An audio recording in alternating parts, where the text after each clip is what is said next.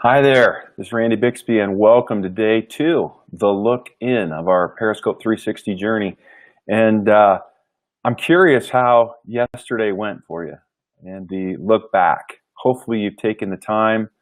If you did the pre work, you should have been in real good shape. And if you didn't, hopefully, you took time and really got clear on the facts and the feelings of last year, especially those things that weren't the way you wanted them.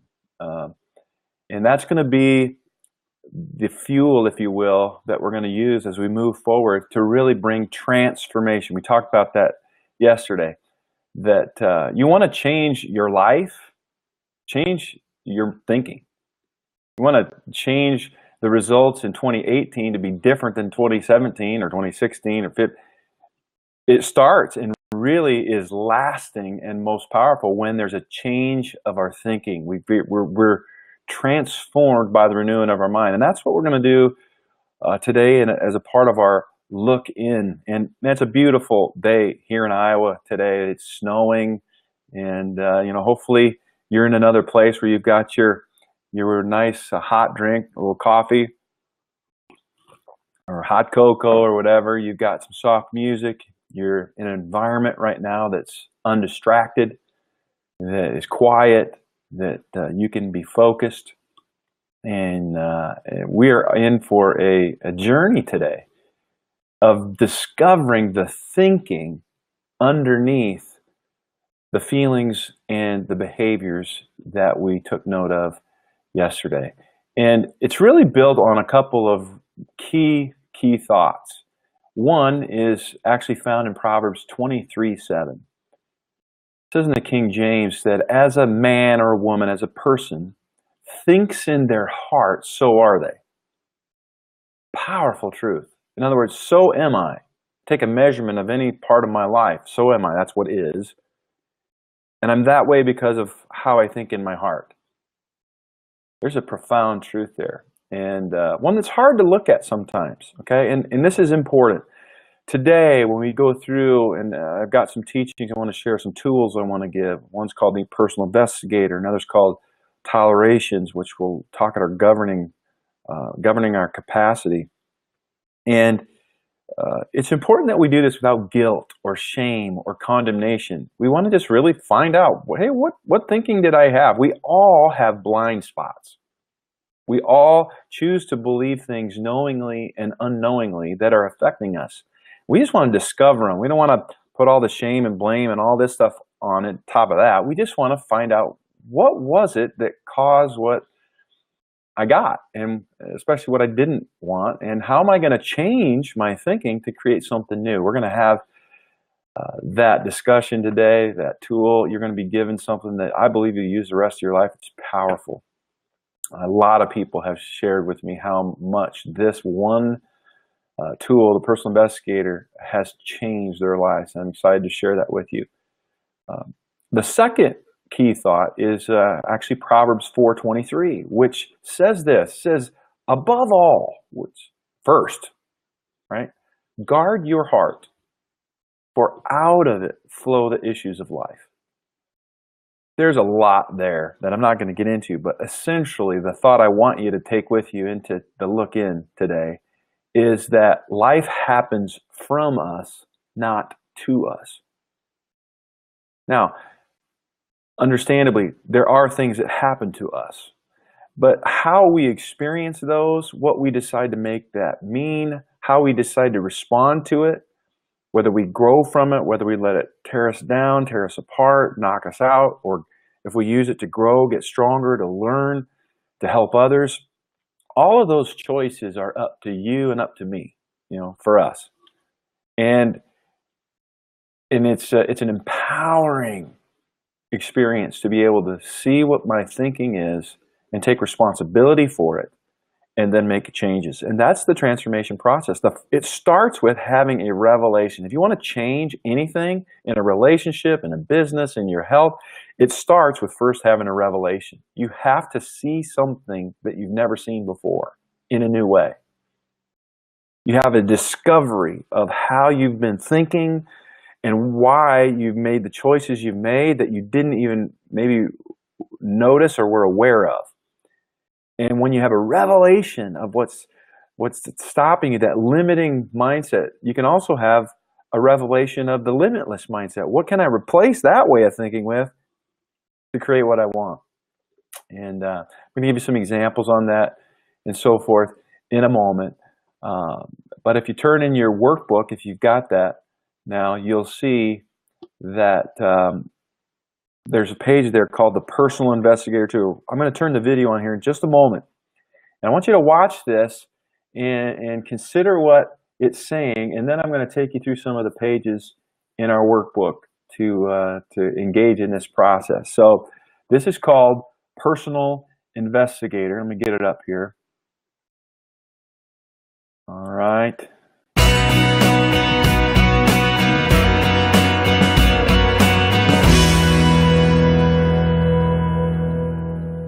This is a diagram that talks and really shows three parts of our being. It's not the body, soul, spirit look. That's real and that's Bible, but it's a different look. This is what I call a head, heart, and infinite or God part of us. Okay? And it's just a different look at three distinct parts of who we are. And the head is where our conscious mind is. Heart is where the subconscious thinking is at. And this infinite part of us, God, is where it's unlimited. We have this resource because God is in us. You'll notice, if you can see this, that the bottom part is open. These are closed circles. The bottom part is open because that represents unlimited, limitless possibilities and strength and resource in God. And so, one of the things that we talk about and teach is that we make decisions unconsciously, or subconsciously, I should say. And those decisions that we make at a subconscious level, we're making just as quickly as possible all the time. They're just one after the other. This is what it means to be good. This is what it means to be bad. This is what money means. This is what God means. This is what men mean. This is what women mean. And we're defining reality around us based upon the programming at a subconscious level that was input generationally, through the generational lines, but also input through my own experience as a kid, as a child, especially when I'm young, what I go through, what I observe. I begin to form an operating system or a lens, like these glasses. I begin to form a belief system about how I see myself or God or the world. And I don't know I have these on. I'm unaware, right? It's the part 90 to 95% of us that neuroscience says is unaware.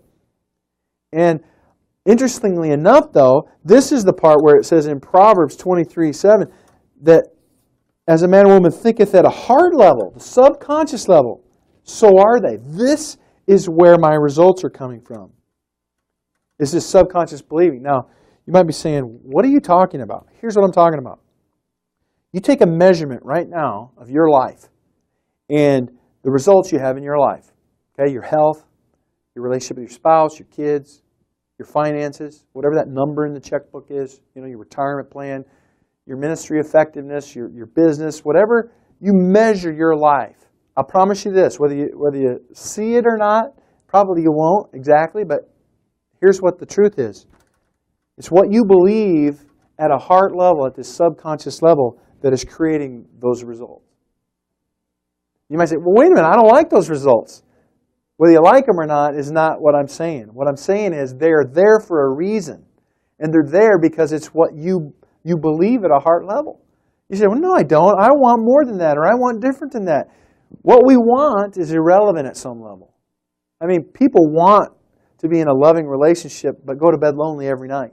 People want to have money to pay their bills and make a big difference but are broke and filing bankruptcy. So what we want isn't really the issue that I'm talking about. What I'm talking about is the reason why we have the results in our lives we have right now is because of what I've chosen to agree with or disagree with, what I choose to believe, the belief systems that I have. And to change my results, I've got to change my belief system. You say, well, how do I do that? I don't even know what it is. I don't know what's causing my bank balance to be that. I don't know what's causing my marriage. Exactly. So there's a tool that's called Personal Investigator. Sometimes I call it a detective. Personal Investigator. that we use in the workshops and in the coaching to be able to discover what are the belief systems that are really stopping me from what I want, or really disagree with God and His ways. And what are the belief systems that are limiting me, and what are the belief systems that are limitless? And so, here are the two things we look for, the two clues. We're going to look for two clues: feelings and behavior. So you start just simply being aware, even right now, what's your behavior right now? Are you really into what I'm saying? Are you bored? Are you checked out? Are you distracted? Are you frustrated by what I just said? What are you feeling right now? What are you doing right now? That is a feeling and a behavior. And then you ask yourself this question: what's the thinking in my heart causing that feeling or behavior? Because that's the fact. Some people think, no, I just feel what I feel. Well, scientifically, what's proven is that a thought creates a feeling. And so there's a thought that's underneath a feeling. Maybe it's a thought of being afraid, or being embarrassed, or being, what other people think about me, or being, whatever. There's a thought underneath that feeling. And so to discover that thinking is a key to discovering some of the limiting beliefs. And it's so vitally important, because to change our fruit and results, we've got to change our character, our core thinking. The way we do that is by playing an investigator. And this is why experienced learning is so powerful. I can tell you this stuff, and you say, yep, this is how, but there's no real transformation until you find yourself in a workshop or a coaching experience where you go through an experience and you're experiencing feelings and behaviors in the experience, and then you connect the dots.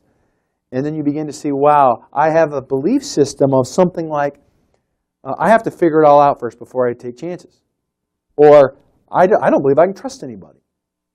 Or, I know it all already. What are you going to tell me? Or, there's not enough. I'm not enough, right? I'm not smart enough. I'm not good looking enough. I'm not bright enough. I'm not rich enough. I'm not.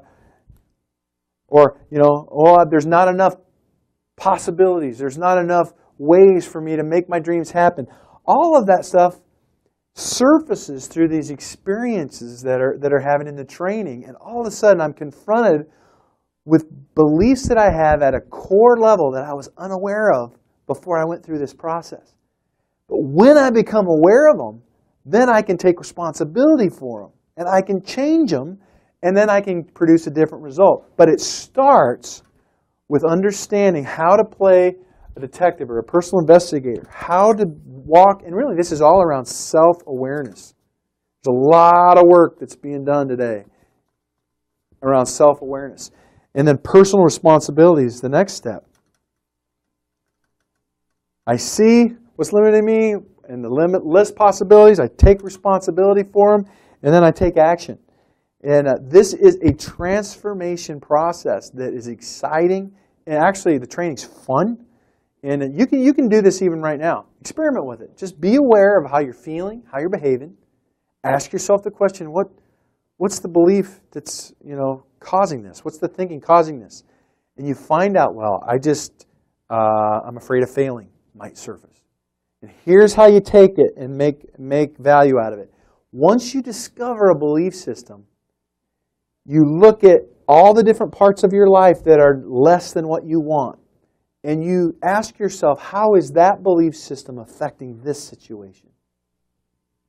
You apply the thinking that you discovered to these areas that are a problem for you, or that you want to grow, or that are stuck. Because here's the thing. How we do anything is how we do everything. T. Harv Eker said that at some level. I say it this way, if it happens in here, it happens out there. My thinking goes with me everywhere I go. So if I believe that God's out to get me and I'm, a bad person, I'm going to take that into every situation in my life. Or if I believe that I'm never going to have money and money is just hard to get, I take that into every one of my experiences, and it affects the results. If I believe that you can't trust people, I take that into every relationship. And guess what? You can't have a healthy marriage, a healthy relationship with your kids, a healthy business without trust. You can't love without trust. And so it's fascinating to me, and it's really more than fascinating, it's transforming. to have this revelation about what's limiting me and then what's limitless can move me forward in living an epic life. It's very powerful. I hope that hope you'll take another step, watch some more videos, join us for a workshop sometime. But it's been great to be with you. Character Genetics, accelerated, measurable, sustainable change.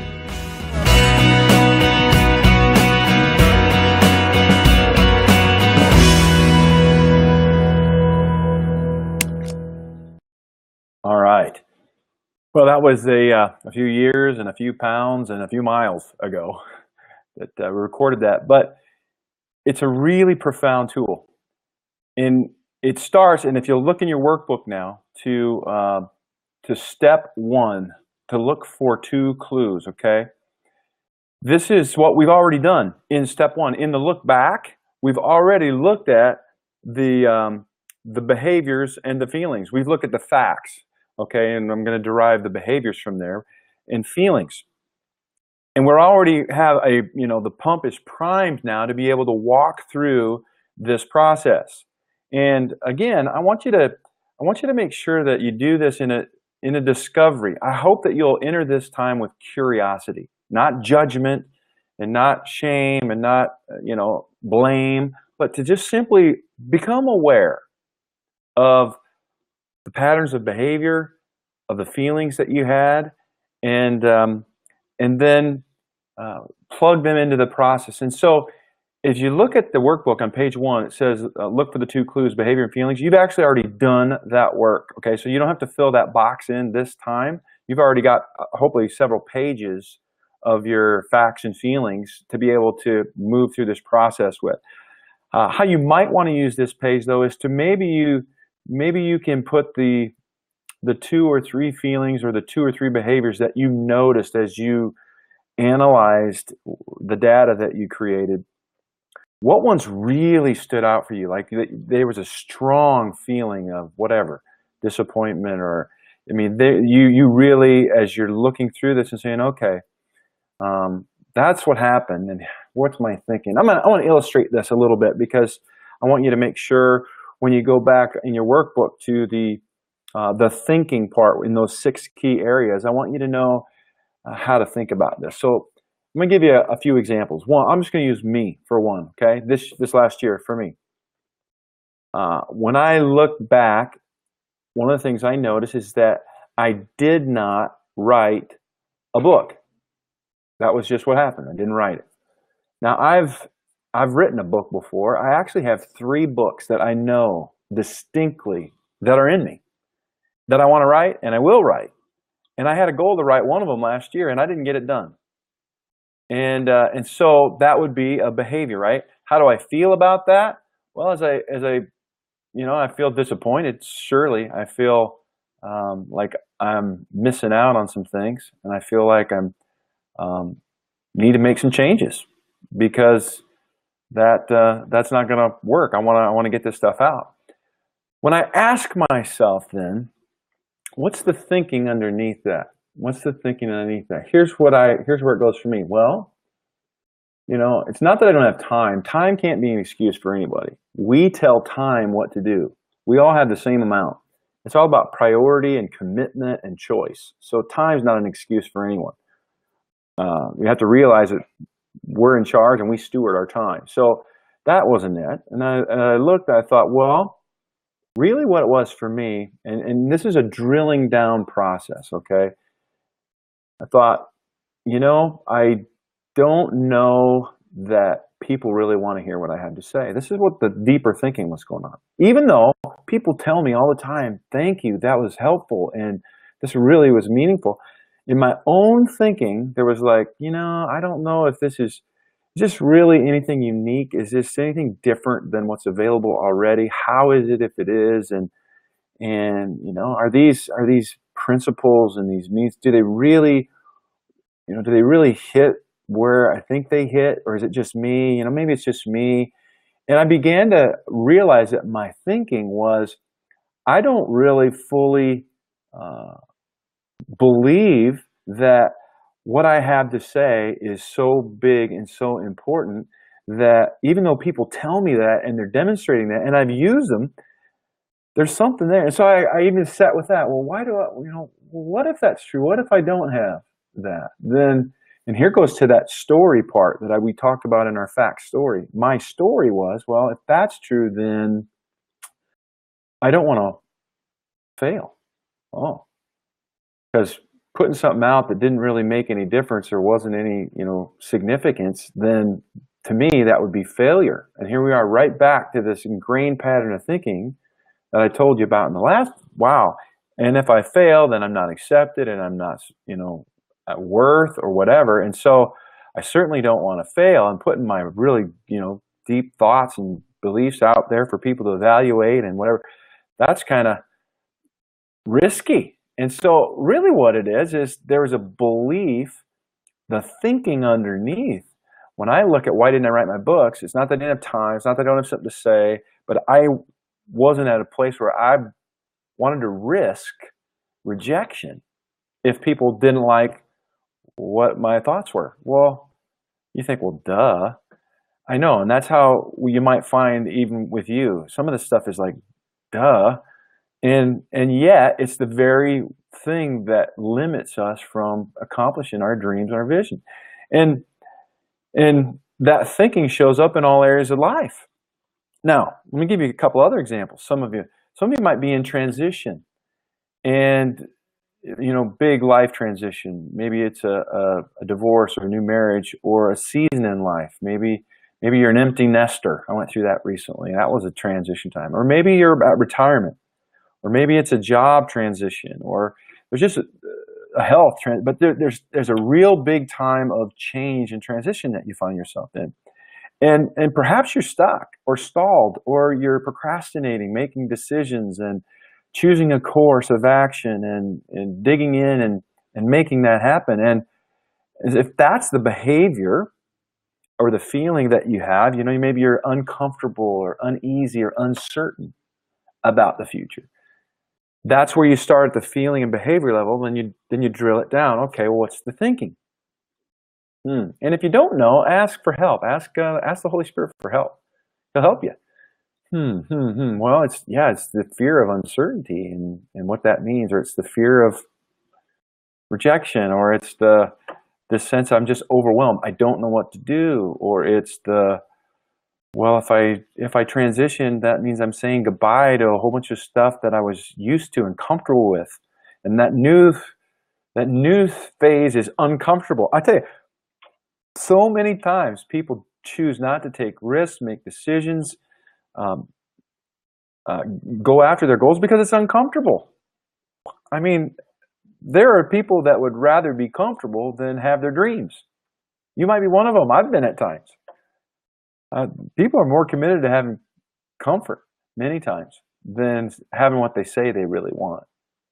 And but whatever that thinking is, for some people it's I know it all. And I went through some of them on the teaching, the different belief systems. I remember a young man that had one. He identified a thinking that he said hard work doesn't pay off, because I watched people work hard all their lives and never get ahead, never make it. And so there was this subconscious belief that, I'm not going to work hard at this and be uncomfortable because hard work doesn't pay off. Interesting. And he changed that and was able to write a book in a very short period of time.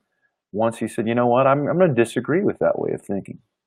But right now, for this first part of the exercise, before I get too far down the investigator, I want you to go back to the page that is right before the personal investigator tool. It says, what is the thinking under the facts and feelings, or the results from last year in the 6 areas? And so you're going to go through the body, soul, spirit, finance, relationship, governing, and you're going to analyze your data that you pulled out, and you're going to drill down the thinking. Well, why did I choose that? Why did I do that or not do that? And you're going to understand what's the thinking that caused that result. Okay, I want you to push pause, unless you're going to come back to it at another time. Push pause on the video now and take some time and fill in and pull out the thinking, okay, that was underneath those results. Go ahead and do that. When you're done, come back to the video in just a moment. Okay. So you're back. And hopefully you've discovered some of the thinking underneath. Now, here's the next part of the investigator tool, right? You've got the behavior and feelings. Now you've got the thinking that's underneath them. The third step in your workbook there is to take a look around. Where else is that thinking showing up in my life? And I want you to specifically look at the areas that you were really challenged in, or that you perhaps failed at, or didn't get what you wanted, things you really want to change, those places you're stuck. Again, we're focusing there because that's where the greatest opportunity for growth is, and to get you unstuck moving forward. And so what you will likely find is that if you identify your thinking, you'll see that it shows up everywhere at some level. And I'm going to use these lenses this time. But if I have these lenses of, I'm afraid to fail, or I know it all, or I can't trust, or you fill in the blank, hard work doesn't pay off, or I don't want to decide because the uncertainty is scary, or whatever the thinking is, you put it on like a lens, and it's just how we see everything. And that thinking, if you will identify it and then change it, that's the very thing that can bring different results in all those areas. Because when you change your lenses, you change results in all the areas. That's what's so profound about this, and why I love the Periscope 360 journey, because we're not just setting a goal here and white knuckling it. We're actually dealing with, why did I get the result that I got, and how do I change that so that I can get far greater results? Okay. Now, when you see all the different places that it's showing up, here's the next part. And this next part, I want to warn you, step 4. This part, if you really get real with it and authentic with it, it can be painful. It can be hard to look at. Now, I didn't say shameful or guilty or condemning. I just meant it can be hard to look at. And here's what you're going to look at here. You're going to write down the specific benefits and costs to you and others that you get and you're experiencing from that way of thinking. You'll take your ways of thinking one at a time. So what are the benefits you get out of failure? I'm sorry, of the thinking of, I'm afraid to fail. When you say, no, there's no benefit. Yes, there is. There's a lot of benefit. Well, you get to stay comfortable because you don't have to risk and try hard. You get to procrastinate. You get to blame other people, have good reasons for not getting the results you want, pressing through the discomfort. There actually is benefit. Now, those benefits, being comfortable, not having to work out, those are benefits in one way of looking at it, but not if you really want to get your dreams and your goals. So on the flip side, what is it costing you? Maybe costing you joy, happiness, influence, significance. Maybe costing you intimacy in relationships. Maybe costing you the opportunities that you're missing because you don't want to fail. This one real common with a lot of network marketing folks and people that are trying to build their networks. They say, well, I need to get 20 new members in my team, and they won't make cold calls, or they won't do the practices necessary to put 20 members on the team. And it's like, well, I'm afraid to fail, and so I don't do it. So then I have the benefit of not having to face that discomfort, but the cost is my team doesn't grow, my impact doesn't grow, people don't get to enjoy the products, and I don't make the revenues from that, neither do other people that I could potentially help on my team. And it's amazing the cost to ourselves and others when we really think about how we choose to show up and the thinking we choose to have. I mean, how many people are missing out on the insights you have in the book you're not writing? How many people are missing out on breakthroughs in the CDs you're not producing, the music you're not writing, the business you're not starting? And this is just one mindset I'm talking about, the fear to fail or to be rejected. But there's thousands of mindsets that are stopping us. And I want to help you find out which ones are stopping you. And this is the way to do it. So we've got our behavior and feelings. We've got the thinking underneath. We've got all the places where it's showing up. Step 4, we're analyzing the costs and the benefits of that way of thinking. And then finally, the next step, step 5 in your workbook there is, what is your commitment moving forward? And this is where we take the awareness we've got, we employ personal responsibility, and we get decisive, and then we take action. And this is what commitment is, really the language of action. Not what I want to do, not what I'll try to do, but what I commit to do. What I commit to do. And I want you to write down there as you process through on this tool what you commit to do. Okay, this is the personal investigator tool. If you need to, go back, watch the video again, and make sure you see how this tracks through. But this is a powerful and life-transforming way. If you get stuck doing this, or you really come up, some people really find like some major beliefs that are really hindering their entire lives, depending.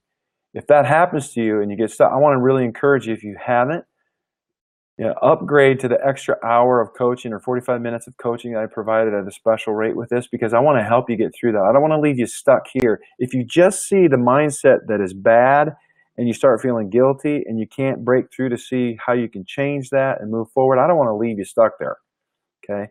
And that's a choice you have. But I'm telling you, it's important to get through the whole process. And so you'll go back, take your thinking that you've discovered from each of the 6 areas, and it's however in depth you want to go. I would suggest this: you at least pick 2 or 3 of the main mindsets that you feel, as you do the work, you discover that these are the ones that are causing me the most problem, and these are the ones that if I change, I'll be able to make the biggest improvement in my results, my outcomes, okay? And then stick with those 2 or 3 and process those through, okay? Now, in a moment, I'm going to go on to the next tool, but if you need to, go ahead and pause right now and complete that work.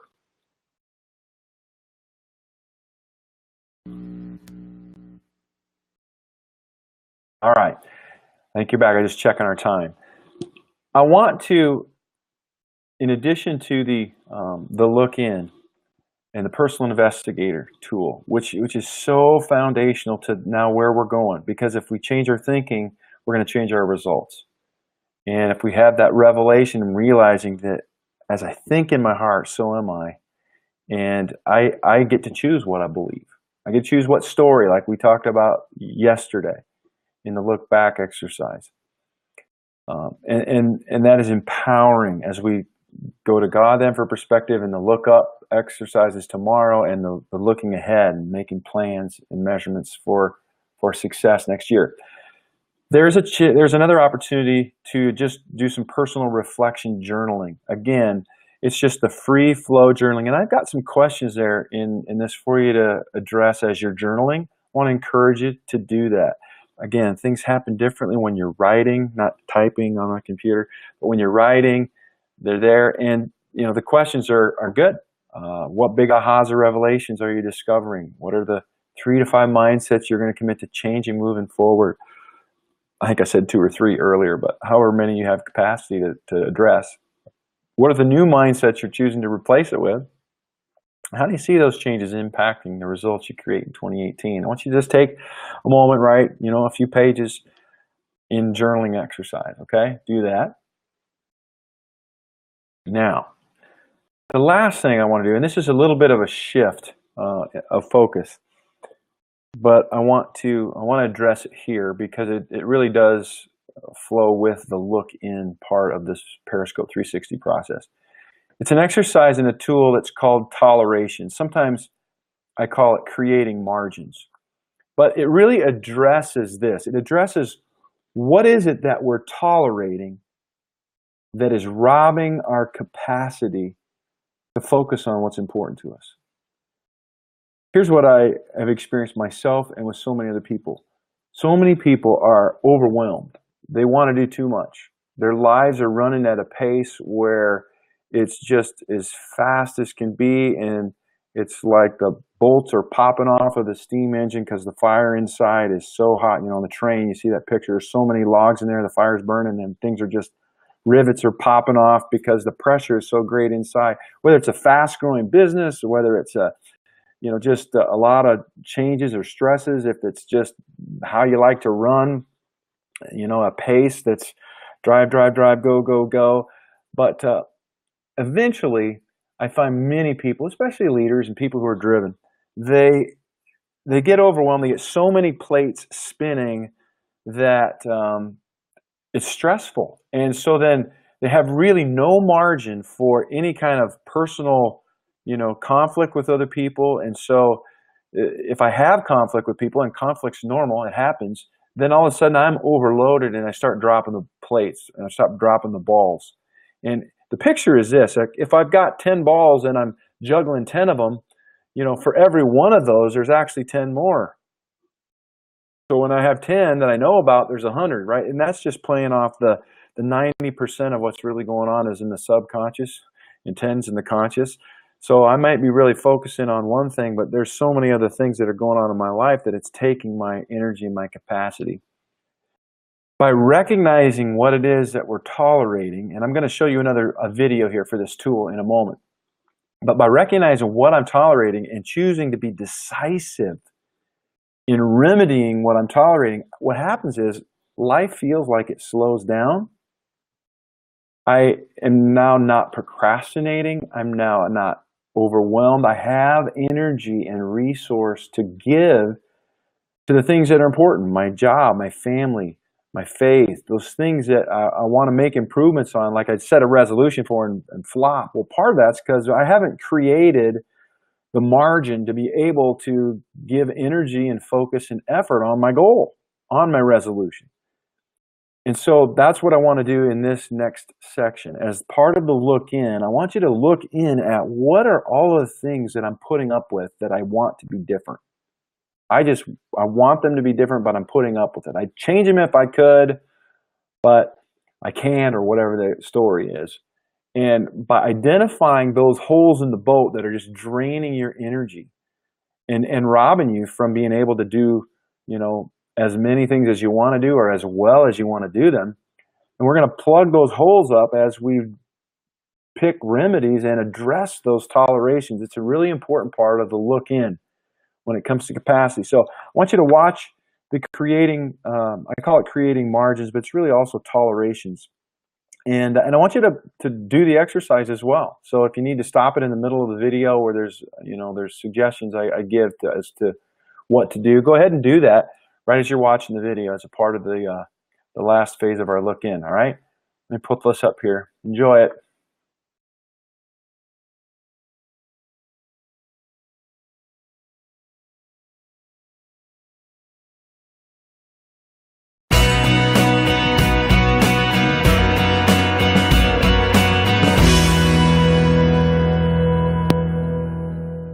Hi, Randy Bixby, Character Genetics, and I want to give you a tool for how to create margins in your life. I work with a lot of leaders, and many times what I find is that they're stressed out, they're overworked, there's more things on their plate than they have an opportunity to get done. Oftentimes, because they're high achievers, they're also paying a great price. They may get a lot done, but they're paying a great price for it. I want to give you a tool for getting in touch with all that's really on your plate, and really some of the, there's a lot said in the leadership field today about emotional intelligence, how you handle and control the flow of emotions. This is really an emotional intelligence tool. It's great to have knowledge and understanding about emotional intelligence, just like the other, leadership quotient, intelligence quotient, character quotient. But really knowing what to do when you discover some things that you become aware of is even more valuable. So that's what this is. This is a tool that I hope you'll use to create time, space, and margins, better balance your work and your life energy. So here we go. Jump in. Creating margins, work-life balance. Here's what I want you to do. I want you to get a piece of paper out right where you're at. I want you to write this phrase down on the top of the piece of paper, okay? I am putting up with blank. I am putting up with blank. What I want you to do in just a moment, I want you to pause this video and I want you to write down the things that you're putting up with.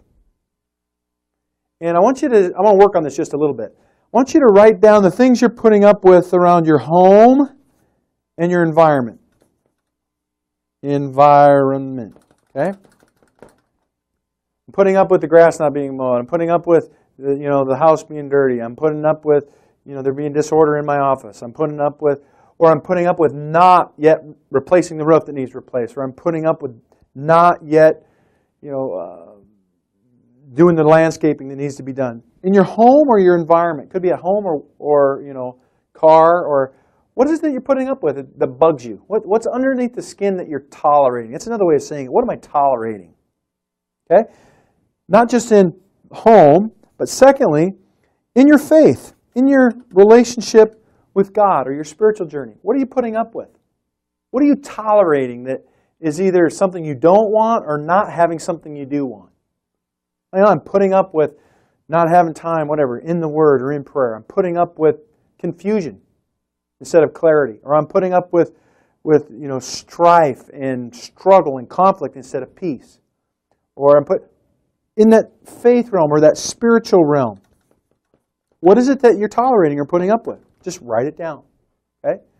In the area of health, what is it that you're putting up with? I'm putting up with or I'm tolerating being 20 pounds overweight, or having an old wardrobe, or I'm putting up with, not eating a healthy diet, or I'm putting up with not getting enough sleep, or not drinking enough water. I'm putting up with feeling whatever it is you're feeling, sluggish, tired, worn out. I'm putting up with bags under my eyes because I've been grinding it so hard and working so hard. But what are areas in your health that you either are putting up with not being what you want them to be, or things that are just not, or things that are that you don't want to be? Okay? And in your finances. What are things you're putting up with in your finances? Or, and I'll say this fifth area, or your job, or I'm going to say purpose, like larger than just living and working, your life purpose, your job, where you're spending so much of your time and energy. What is it that you're putting up with there? Are you putting up with a certain salary?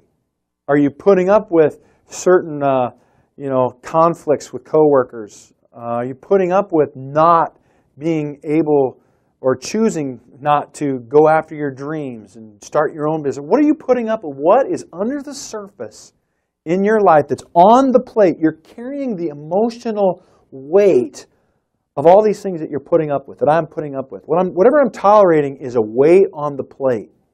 Okay? And it's draining, and it's tiring, and it's unproductive. Okay? So the first thing I want you to do is pause this, take the time, write these out. You may come up with 20 of them. Try to come up with at least 20. I mean, when I work with people coaching, sometimes I'll have them go till they get 200. And you think, 200? I mean, when you start to get in touch with how many things aren't the way you want them to be, or here's another way to think, what should be or what shouldn't be. When you start to get in touch with that, you're going to discover that there may be a whole lot there. And what that's doing is stealing your energy and stealing your focus and stealing your strength to be able to be productive. So pause this, do that. When we come back, we're going to talk about the remedies for what we're putting up with.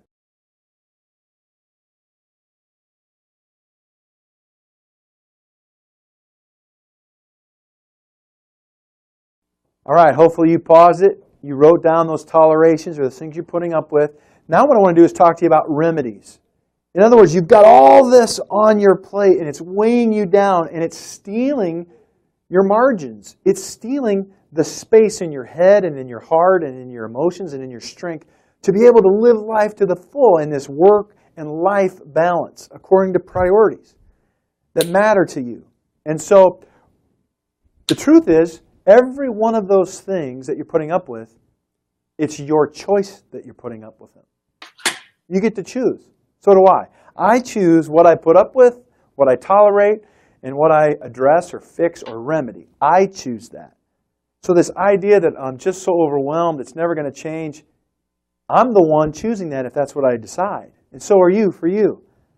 So the secret to be able to take things off of your plate, have that higher emotional intelligence, be able to control and move off all those things that are sucking energy and strength and focus from you, is to come up with a remedy. And these remedies, for our purposes, we're just going to have them all start with the letter D, just because it's easy to remember, and there are remedies outside of these I'm going to give you, but what I want to do is I want to talk about what are the remedies, and then I'm going to ask you to go back to your list and write down beside your lists at least one of these remedies so that you can begin to take those things off your plate, deal with them, which creates margins, creates space, time, and energy. So here's one. What you could do is dump it. Just decide that one of those things isn't important. It's not going to make the cut. It's not worth worrying about. Dump it. Could. Another choice could be to dissect it. In other words, cut it up in smaller pieces. If it's overwhelming you right now, a project that's not done or something that needs to be, cut it up in smaller pieces and take one piece at a time. Give yourself permission. Here's another one. By delaying it, that, hey, I'm just going to do this over 6 months instead of this week. A lot of the pressure we put on ourselves is because we put these timelines on ourselves. We don't realize we can actually change them, at least some of them. We can change, and if we can, that might be one of the remedies you choose. You might choose to discuss it. Here's a big one. A lot of the personal issues or relational issues we have with people require some open, honest, responsible discussing, communication. I'm going to take responsibility for my feelings and my time and what's going on, and I'm going to share that. Not in an attack way that makes somebody defensive, but in a way that's honest for me. I'm going to get this weight and this energy that's overwhelming me off by discussing it, putting it on somebody else. I could delegate it. I could take things on this on that toleration list, and I could farm them out to other people. I could hire somebody to clean the house. I could have somebody volunteer. I could, there's lots of ways I can delegate whatever it is I'm putting up with that's not done. I mean, you could probably think of many, many more. Let's see, what's some other ones here? We could, oh, here's one. We could delight in it. Wow. You say, what do you mean? I don't like these. I don't like that I'm putting up with it. I know. But one choice you can make is to accept it. That it is what it is. Instead of having all that resistance and tension to fight that it isn't the way it should be, one possible thing is you could delight in it. I'll give you an example of this one. My wife, she's amazing. I love her. But she is a night person. And I mean a night person. She gets her best work, focused, energetic, laser-like work done at 1, 2, 3 in the morning. Me, I am a morning person. My vision starts to go fuzzy. I start to stutter and kind of run my words together about 10:30. 11 o'clock at night, I'm out, or I should be. But I'm up at 5 or 5:30. I'm excited, or 6 maybe at the latest. I'm ready to go. I'm excited. I do my best, clearest work in the morning. Now, that's a frustration over the years between the two of us. Because I'm going to bed when she's really fired up and ready to go. I'm waking up when she's asleep and tired and I'm ready to go. I finally decided, you know what? I'm going to just accept it. That's how it is. I'm going to delight in this. This is her. And, I wish it could be a little different, but you know what? I'm going to live with it. I'm going to choose to delight in this. It's amazing what happened. So much pressure and negative energy and tension left me when I just decided to accept it. Now, there's other strategies that I'm sure of. Let me see. What am I missing here? Dump it, dissect it, delay it, discuss it, delegate it, delight in it. You might deploy or design strategies around fixing it. And here's the big thing. This is the big one. Be decisive.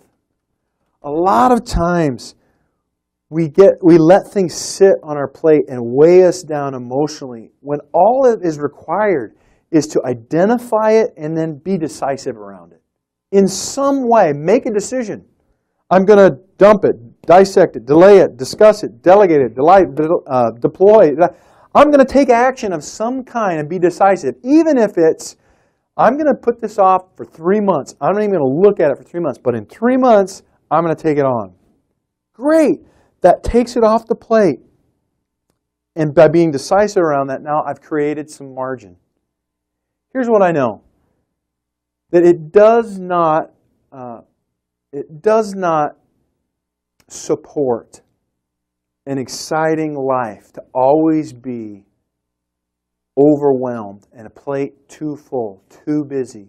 And I run into this a lot with leaders. I run into it with myself oftentimes. I try to do more than I can do in the time that I have to do it. I overextend sometimes people and resources to be able to push because I'm driven and I'm dreaming and I want to see things done. And what ends up happening is I end up getting tired and I end up missing out on really important things in the lives of other people. Now, I'm learning to take action and be decisive around all of the things on my plate because I'm responsible for me. You're responsible for you. You're choosing to be whatever it is you are.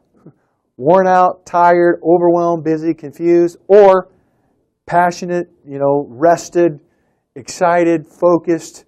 It's up to you for you.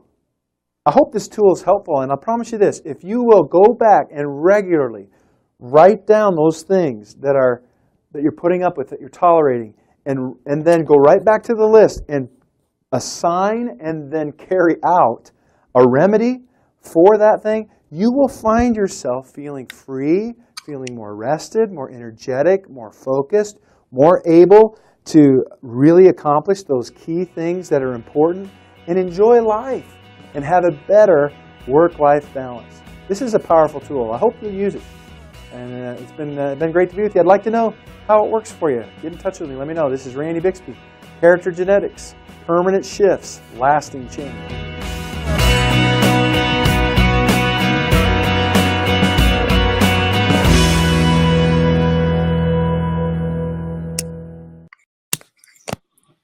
All right. So there it is. Really an important piece of our look in section of our journey. All right. So I've given you a lot today. Just recap real quickly and we'll be done, at least with the video today. You've got some work to do. But we are looking in, once again, to be able to discover the thinking underneath the behavior and the feelings and really the results, what we created last year. And in order to identify what needs to change in our thinking as we look toward next year so that we can write our books, so we can fix our relationships, so we can release the weight. And I watch that video and I look at myself and I think, well, boy, I was tolerating some pounds there and other things. And, it's a process for all of us. And I don't know that it'll ever change. I have a core value of growth. That I look at myself and others through this lens of growth, that we're not all done, all perfect. Nobody knows it all, has it all. And not perfection, because that's too high of a bar, and I've fought that. But of growth. I'm going to learn. I'm going to grow, and this is part of that process. As well as that working through that personal investigator tool, that's the process of changing the thinking. So I identify the behavior and feelings, the thinking. I see where it's impacting all these things that I want to be different. I see what it's costing myself and others and what I'm getting out of it. And then I decide to commit to thinking differently and changing some things moving forward. That tool is a valuable tool. Along with that, we talked here at the last segment around tolerations. And this is, again, an important part of the look in, because if we're going to create time and energy and focus to be able to give to what we want to yet create, to the books, to the relationships, to the job, to family, whatever it is, to health, we've got to have the energy to do that. We've got to have the time to do that, the focus to do that, the plan to do that, the accountability to do that. Frankly, it's why coaching is such an important part of personal growth and development. I found, to have a partner. I have coaches on and on and on for years now, and I will, because they help me get clear on all this stuff and stay accountable. And it's not that they have all the answers, it's that they help me find my answers and hold me accountable to do it.